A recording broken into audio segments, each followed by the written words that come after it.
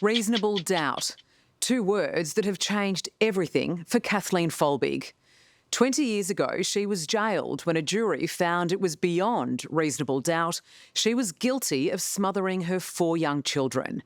Then, last week, Kathleen was pardoned after consideration of remarkable new scientific evidence which raised the strong possibility the babies died of natural causes. It was an extraordinary turnaround. Tara Brown has been reporting on the Folbigg case for 60 Minutes for more than a decade and says despite this latest development, one legal expert has long argued there was actual reasonable doubt about Kathleen's guilt from day one. Here's Tara. Oh my God. It's been a long and complicated journey to freedom for Kathleen Folbigg. Travelling with her, unfalteringly, has been best friend Tracy Chapman, her tireless crusader. I am so elated, it's not funny. And now landlord, as Kathleen swaps 20 years of prison life for life on the farm. Hello, this is Kathleen. I'm extremely humbled and extremely grateful for being pardoned and released from prison. In a video message, Kathleen describes her freedom as a victory for science and truth. She also speaks of her 4 children who she was wrongly convicted of killing. And for the last 20 years I have been in prison. I have forever and will always think of my children, grieve for my children, and have missed them and love them terribly. Thank you. My understanding is that nobody, not even Kathleen, knew that the Attorney-General was going to announce a free pardon. And it'll take us all some time, I think, to believe that it's real. For the better part of 2 decades, Emma Cunliffe, a lecturer in law based in Canada, has been in a long and hard fight to clear Kathleen's name. But in the end, it came down to new scientific evidence of a potential natural cause of death in the Folbigg children. That breakthrough created doubt about Kathleen's guilt that could no longer be ignored, setting her free. I'm extremely grateful that the research scientists picked up the baton and pushed as hard as they did to make sure that the real questions were asked and answered.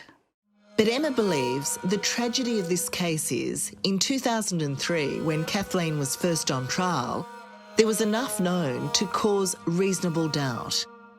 She should never have been convicted. All of the evidence that could have raised a reasonable doubt was already available, and I think the difference between where things stood in 2003 and where they stand today is that the genetic research, I hope, will give Kathleen some comfort about why her children died as they did, and we couldn't have given her that in 2003. It was flawed evidence that sent a grieving and innocent mother to jail, according to Emma. It included the disproved medical claim that 3 or more deaths in one family could not be from natural causes. It must be murder.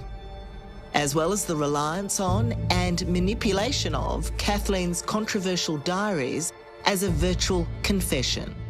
There were moments when the prosecutor, for example, wove his own words in with the words that Kathleen Folbigg had written in her diary in such a way that it would have been open to the jury to believe that she had written, "I killed my children," or "I killed them."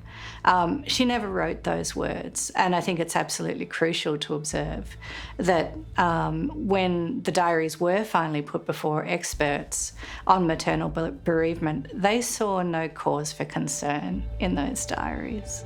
From when I met Emma in 2013 on her way to visiting Kathleen in jail for the first time.